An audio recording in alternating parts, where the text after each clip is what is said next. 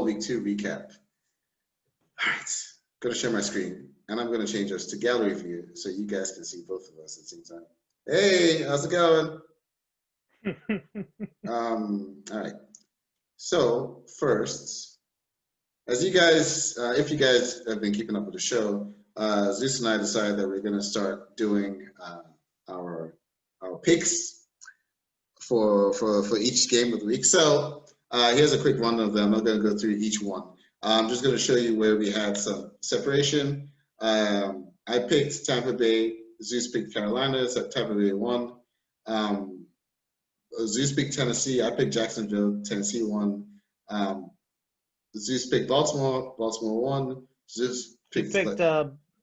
You also picked. Oh no, we both picked Minnesota. Yeah. Indianapolis won.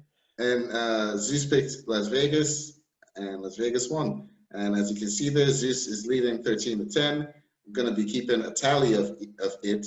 The one thing I learned in corporate America was Excel spreadsheets. So it is the best thing to ever be created. Excel spreadsheet.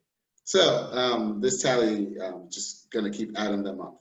So today, we're going to do our week 3 predictions. But before we get into that, we want to talk about week 2 real quick.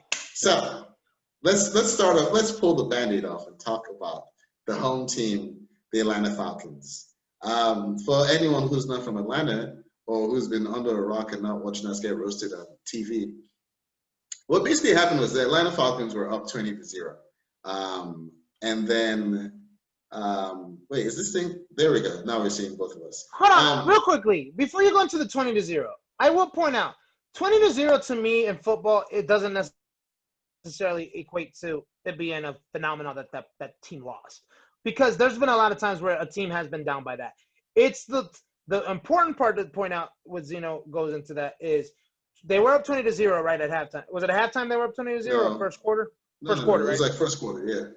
Yeah, that is important. But the more important part is that they were still up because McCarthy made a weird ass decision to go for 2 when he should have gone for 1, that they would have only been up by 1 score. They ended up being up by 2 scores, right?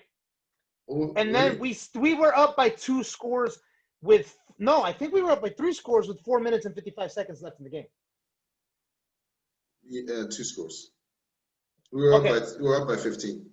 So okay, well, let me go through the timeline of the game. So we were up 20-0, and then we ended up being they scored a touchdown, right? So it made it 20-7, and then we scored a touchdown. It was 26-7, and so we went for 2 to make it like a proper 3 possession game, right? Lead by 21 points. But we didn't convert the 2-point conversion, so it was 26-7. We're up by 19. Dallas kicks a field goal. We kick a field goal. We go into the half 29-10. It's at this point that things start to go awry.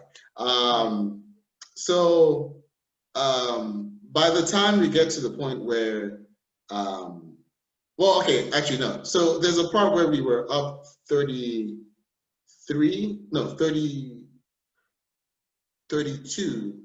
to like 32 to 17, something like that.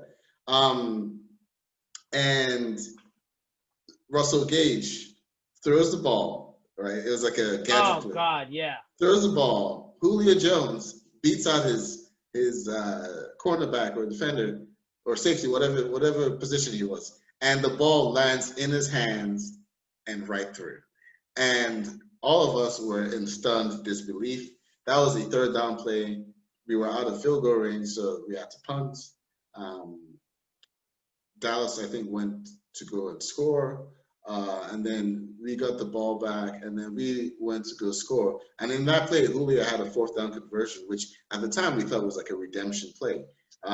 Russell Gage ended up getting a touchdown on that drive, and then we were up 39-24 at that point. So, all right. So we're now up by 15.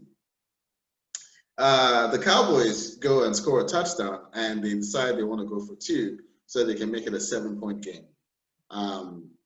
They go for 2, and the Falcons get the stop, and I'm like, we've got it. They won. There's no way. There's no It's way. now it's 39-30. Cowboys get a stop. They go again and they score. So it's now 39-37 with like a minute and something left. The Falcons have 1 timeout. All they have to do is recover the onside kick.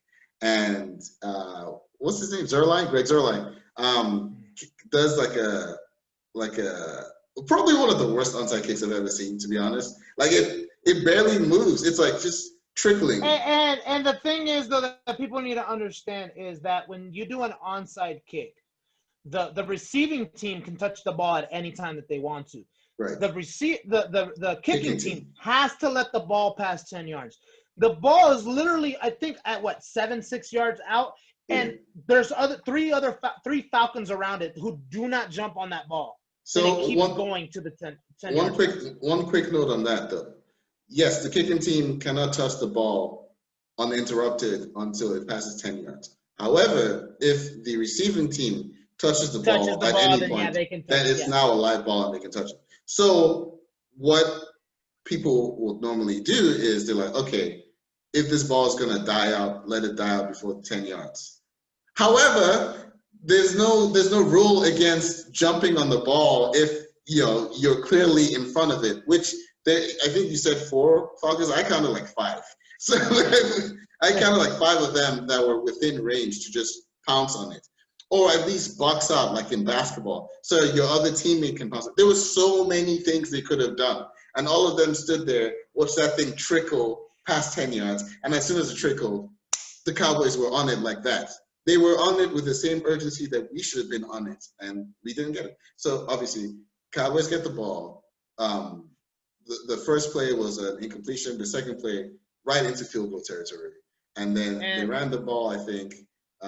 Then they spiked the ball with and they scored it. And they got that field goal with nothing left, so they won the game. Yeah. One of the most memorable parts about exactly. One of the most memorable parts about that to me was that my son happened to get on top of me as soon as they scored that touchdown. So when they got the onside kick, I couldn't get up and get pissed. So I almost threw the baby at the TV because like I couldn't get up. So I was over there like, "Are you serious?" Because I couldn't do anything because my son was sitting on top of me and I wasn't about to move him because he's on daddy's side. So that's the quick and dirty Falcons recap. We don't really want to talk too much more about it. Actually, I have a question to ask you. Yes. Can you argue that this is more embarrassing than the Super Bowl? I think. Fresh wounds, make you feel that way. But honestly, I think our offense has shown enough that we could literally go within the next, let's say, 8 games. I think we can go 7-1 and have a 7-3 record after our 10th game, and no one's going to remember the Dallas game. I really think so, especially if we make the playoffs. Now, the Super Bowl, that's it. That's the pinnacle. You have the chance, and you blew it. This one, it sucks. But honestly, I think we have the offense to do well enough. I think we have the defense to do well enough to at least get us to a point where we can just game manage. One thing, I'm always hesitant to blame the coach, but I'm sorry. This is coaching. This is a coaching problem. And it can't be that hard to make sure that you drill in the fundamentals, especially when you know this is the only thing that's coming. The only thing that's coming is an onside kick. Just tell them real quick, hey, just pounce on the ball, all right? Or you don't have to let it go 10 years. Just remind them. You might think it's elementary and they know. Just remind them. So you've at least done your part. And I think that's a fundamental flaw or mishap in coaching that happened in this game. And Dan Quinn was like, "Oh, they know the onside rules. Doesn't matter if they know it. You still gotta." Clearly they don't. So with your idea of possibility of being 7-1, you made me feel a little bit better about this. I won't lie, but I will say, as far as a game is concerned, I actually think it's more embarrassing than the Super Bowl. Only reason I say that is because the Super Bowl, you're going against Bill Belichick, arguably the greatest coach of all time. You're going against Tom Brady, one of the greatest quarterbacks of all time. Whereas here, you're going against a guy named McCarthy, who Dan Quinn has had his number for the entire time that he's been the head coach of the Falcons. And then I just say it's just how you lost it, right? The other one is they had to convert 2-point conversions every single time, right? They were flawless. Tom Brady and the Patriots were flawless at the end of the game. Yeah. The Dallas Cowboys still had a lot of flaws. They failed on that 2-point conversion. I think at one point they were rallying, and then we ended up stopping them. Like the defense stopped them. So I think that's the only thing that I would say it's more embarrassing. But you're right. I still say that a lot of I texted my friend after the game. I was like, he's like, "What you think, man?" I was like, "Fire Dan Quinn, get tank for Lawrence, and get what's his name from the Chiefs, the offensive coordinator from the Chiefs." That's just my instant reaction out being pissed, right? Well, yeah, and it makes sense. It was a very annoying time to be alive. And the problem is you're seeing, like last year, I always tell people we were two or three penalty calls away from having a winning season last year. I don't know if you know, the Indianapolis Colts, there was one time where they didn't call it right because we got the ball, they did the kickoff, or what is it called, the kick return, and we caught it out of bounds, which automatically means we should have gone to the 35-yard line. But the referees said it, and I think Bandino or whoever was the officiating analyst, he even said it. He was like, "This should have gone to the 35-yard line, opposed to being called a penalty against." So you know what I mean? So there was that.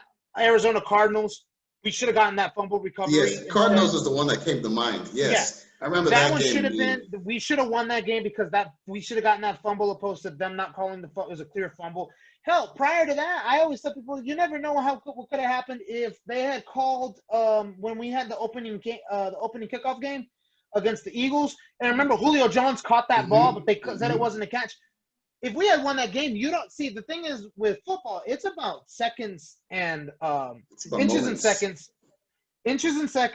but also it is also about chance in regards to calls being called your way, someone just doing the right catch at the right time.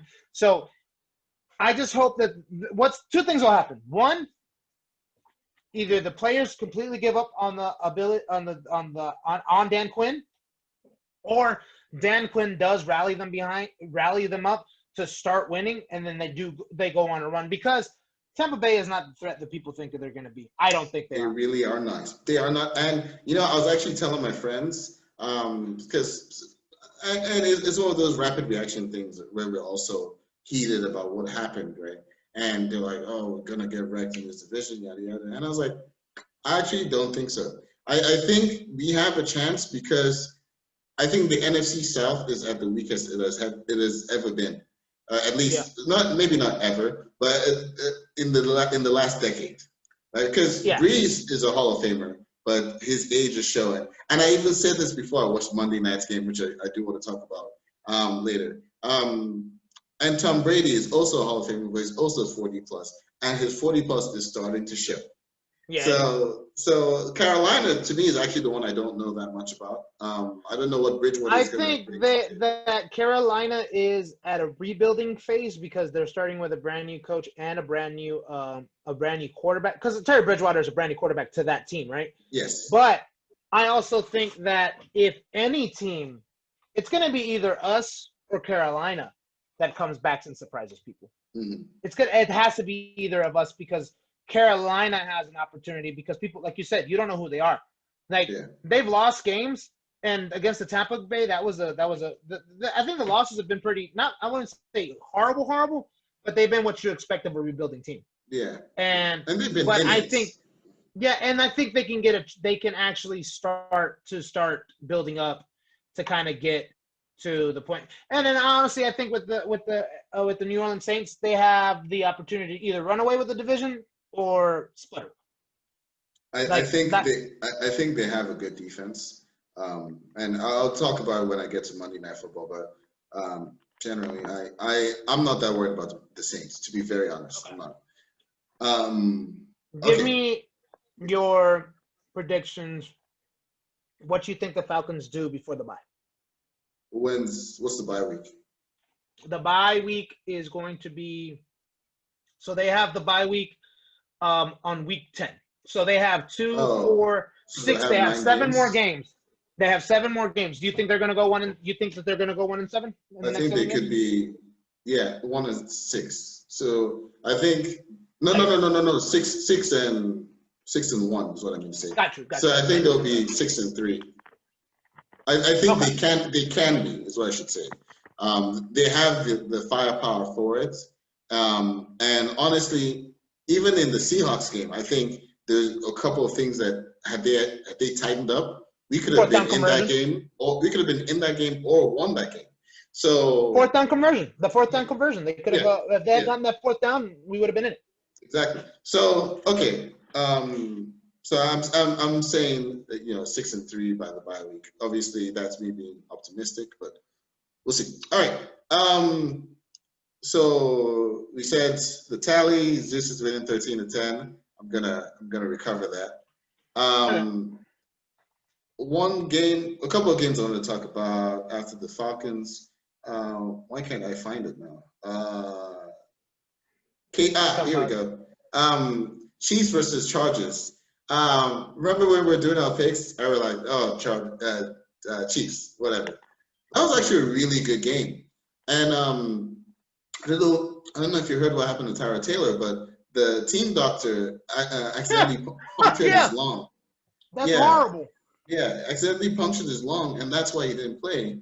But they're saying he might not play again. Like ever? Yeah, which that really sucks. But because my wife asked, because like I said, my wife is a nurse, and she asked, "What the hell kind of needle were they using I don't know. to puncture a lung?"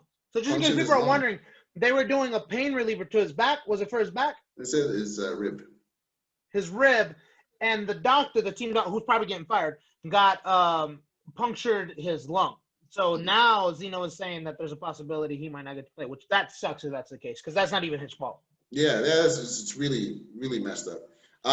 So because of that, Justin Herbert, who the Chargers had drafted, he played, and he actually played really well. He moved really well, and he pushed them to overtime.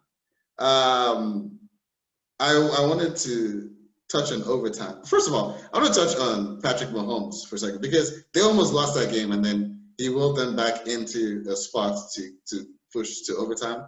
And he had a lot of, you know how he always does, like the magic stuff, where he's like running around and then just making these circus throws. It was great. He's probably the most fun person to watch in the game. But overtime, when they got into field goal range, because the Chargers had the ball first, and then I don't know if it was a 3 and out, but they ended up punting. And then the Chiefs got into field goal range. The field goal range was 53 yards away, right? And first thing that happens is Butker kicks it. It's good, but they're like, false starts on the offense. Oh. So push it back. Now it's 58 yards away. Now, mind you, Butker actually kicked a 58-yarder early in the game. So, and that was like a Chiefs record. It tied the Chiefs record. So now they're asking him to kick another 58-yarder. So he kicks the 58-yarder. It's good, but no, the Chargers are blowing called a timeout just before. So I was like, oh my God, I gotta do it again. Then he kicks a 58-yarder, and this one is even more center than the previous one he just hit. So this guy hit 3 50-plus yard field goals in back to back to win it for them. So Harrison Butker is probably the special teams player of the week. I haven't checked, but he deserves it. It was really good. Seattle versus New England, Sunday Night Football. That was a heck of a game. I was like, that was a really good game, and I was actually almost rooting for New England at the very end there, because they were right at the goal line. They were down 35-30. Cam Newton was having a hell of a game, and that's why I was rooting for them, because I was like, you know what, Cam Newton, he deserves a comeback story. Yeah, and he was right there. That's what I was gonna say. Is that his comeback? Do you think he's established himself as back? I think he can have a really good season with New England this year. I do. And he was the AFC team special teams player of the week. Cam? Oh, you mean Butker?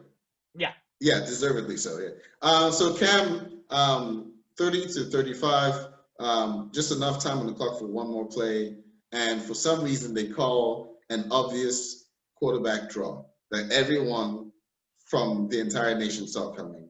I don't know why they called that. I was like, you could have put out a tight end somewhere so that you at least make the Seahawks defense think something else is coming, possibly. No, it was clear cut QB draw. Cam didn't even make it back to line of scrimmage, and that's the end of the game. It was such an underwhelming end to the game in a game where both quarterbacks are just slinging it. It was a fantastic game. And then last thing, Monday Night Football, Saints versus Vegas. So Raiders, sorry. So Drew Brees is actually looking kind of decent, and then all of a sudden you see him like holding his shoulder. They were up, I think, 17-0 or 17-7. You just see him holding his shoulder. I'm like, what's going on there? Yeah, and it was like it wasn't a hit or anything. It was just like a throw, and it's like holding his shoulder. And the rest of the game, like his throws were like lagging. Alvin Kamara was killing it, but Breeze's throws were lagging. I was like, old man stuff is showing. It happens all of a sudden, man. Yeah, and then they made Derek Carr look damn near MVP caliber though. And well, I would say Derek Carr has a lot to prove in himself. You know, he doesn't get the respect that he's supposed to get from his coach. His coach doesn't even really want him, if you think about it, because that's just kind of the idea that you get behind it. So I would be surprised if he's going for an MVP. What's behind campaign. that? Why do you say he doesn't get the respect from his coach? Shit, his coach has basically kind of let it be known that he was willing to go get another quarterback. You know, they just don't seem to mesh. They don't, because that's one thing that coach and the quarterback have to mesh. If they don't mesh, at least there has to be some type of respect for it. And it's kind of like I kind of feel like he's giving David Carr the respect that he would give like to a rookie or something like that. And it's Derek Carr. It's just Derek Carr. David is his older brother. Yes, it is. Yeah. Now we could talk about him. We could talk about how some quarterbacks have PTSD, and David Carr is Exhibit A of how that's possible. But I just feel like Derek just gets kind of him and his coach don't really agree on how good of a quarterback Derek Carr can be for him, and then just kind of there seems to be an issue with some coaches and some GMs who just, if they didn't draft him or if they didn't pick him, they don't want him. You know what I mean? So they want their guy. Yeah. But I actually want Derek Carr to be successful. I actually like him. All right, let's do this. Prediction time. Right. Who do you want to go first, or you want me to go first? You can go first on this one. Okay. This is a Florida battle: Dolphins versus Jaguars. I like Fitzmagic. That's tonight.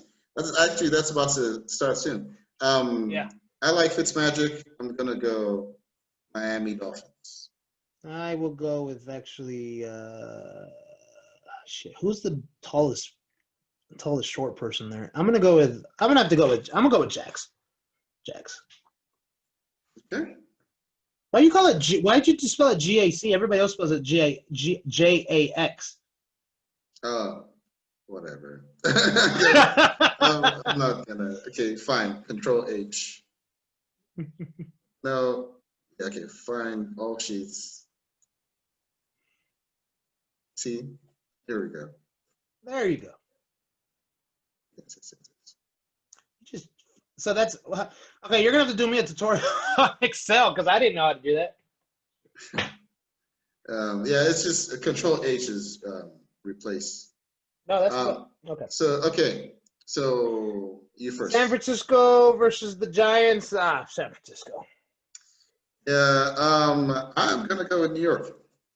Actually, I wouldn't be shocked. There has to be a shocker game here and there. So yeah, I'm gonna go with New York because I need to make up ground, and also maybe Devontae Freeman, add some much needed boost. All right. All right.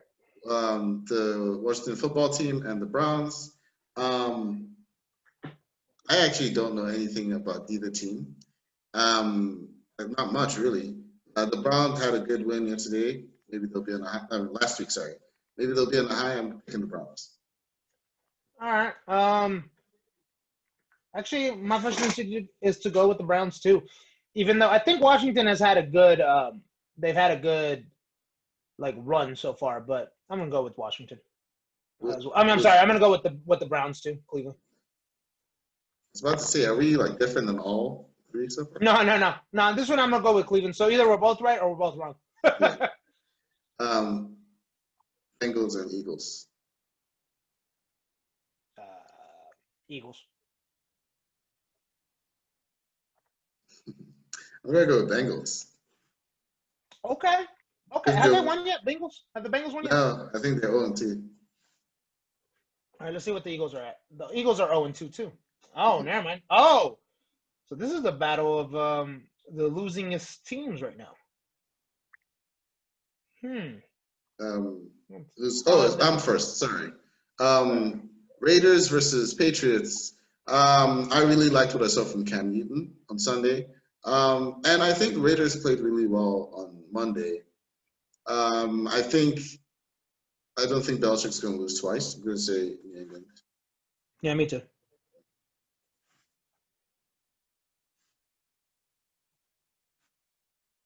Skip? No, we'll go ahead and cut the Band-Aid like you said. I'm still going to go for Atlanta. I think we have a bounce back. Agree. If we lose 3-0, I honestly think, do you think he's getting fired? The next, or you don't think? He has to. Yeah. I think 0-3 has to get fired. It's one thing I think we need to win our next 2 games. And then if we go 2-3, he probably survives. Yeah. But if he loses any of the next 2 games, he's gone. Okay. All right. So Rams versus Bills. I'm gonna say. How has the Bills been doing? I don't know. Well, I'm gonna say Rams. Hold on. Let me check something. Bills. Okay. Buffalo Bills. Because see, Buffalo Bills are supposed to be the team that so they're 2-0 right now, and they beat Miami last week. Never mind. They beat Miami and New York Jets. I'll go with the Rams. Okay. The Bills haven't really beat anybody to be impressive yet. Okay. Texans, Steelers. Houston. Okay. Yeah. Roethlisberger is old. Yeah, aren't they 0-2 right now? Are they? No. Yeah, they lost to Kansas City and then they lost to Baltimore. No, they beat Broncos last week. I'm sorry, I don't know why. Who went against Baltimore? No, you sure? Baltimore versus Houston. Baltimore versus. Whoa, I thought you were talking about Pittsburgh. No, I'm talking about Houston. Oh, sorry. Yeah. They're 0-2. No, okay. So we both don't think they're going to start 0-3. Yeah. If they do start 0-3, is Bill O'Brien getting fired? No, I think they gave him too much power to fire him. No. Yeah. Titans versus Vikings. Titans.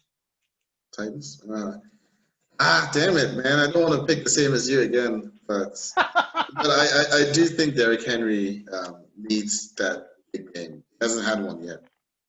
Panthers versus Chargers. I say. Oh wait. Yeah, is that me? Yeah. That doesn't matter. Okay. Which one do you think? Yeah. Chargers. Yeah, I liked what I saw against the Chiefs. So. We've agreed a lot. I'm gonna have to go with yeah, Chargers. They're a better team. The Jets. And they still have the same head coach, right? The black gentleman, Chargers. Yeah, I don't remember his name. But they still have him yet. Yeah. I don't know his name. Okay. New York Jets versus the Colts. I'm gonna go with the Colts.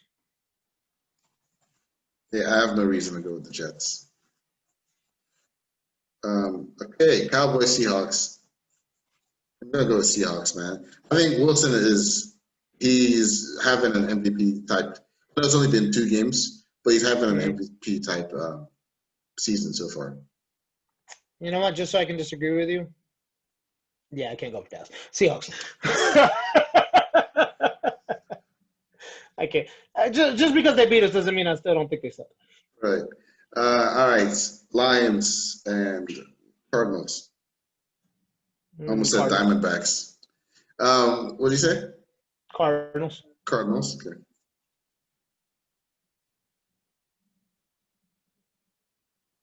Go Dogs. Lions. Okay. Matthew Stafford. I know. That's what I figured it was. Freaking homers. All right. Bucks and Broncos. I will say the Denver Broncos. Yeah, me too. Actually, I think Tom Brady's gonna go. Is gonna be 1 and 2. 1 and 2. 1 and 2. All right. Packers. Saints. It's a big game.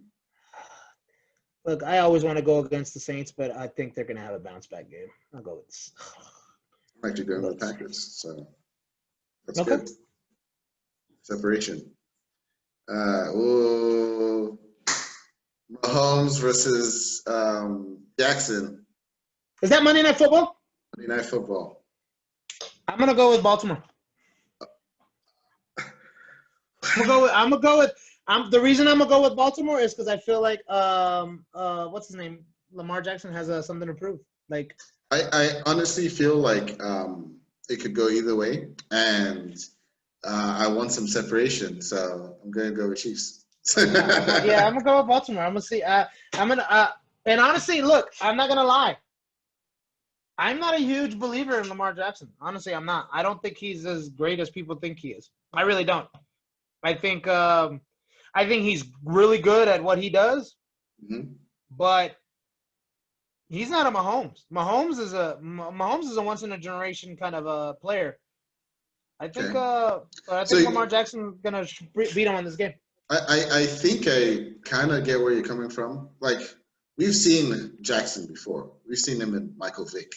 You know, we've seen him in early Cam Newton. You know, but you said what, Steve Young? Steve Young. Yeah. So I mean, we've seen people who can like run with the ball really fast and like move around. There's something different about Mahomes. You know, like the way he manufactures plays out of nothing. And he's fast if he needs to run with the ball. Yeah, and the whole switching to the sidearm thing. Like, he's electric, man. Can I ask you a question? Yeah. Do you think Lamar Jackson and what's his name? Houston Texans quarterback. Watson. Do you think that they're they're kind of the same, or you think Watson has a lot more talent than him? I think Jackson has more talent. I'm sorry, yeah, I said Watson. Yeah, I think Jackson has more talent than Watson. I don't think Watson's that. Oh, really? You think really? Yeah, Lamar Jackson. Yeah, I think he's more talented than Watson. I don't think Watson's that far behind though, but I do think Lamar Jackson's more talented. Yeah. Okay. Okay. You think? What do you think? Watson? Most people that I talk to think that they just have Lamar. What's it called? Watson. They have him up here, and Lamar. You know, a lot of people say Lamar Jackson is just a running back. Yeah, and a lot of people say Lamar Jackson is just a running back who can. I don't. Yeah, I don't agree with that. I think Lamar Jackson has shown that he can throw if he needs to. Yeah. But, all right. So that is it for our sports section.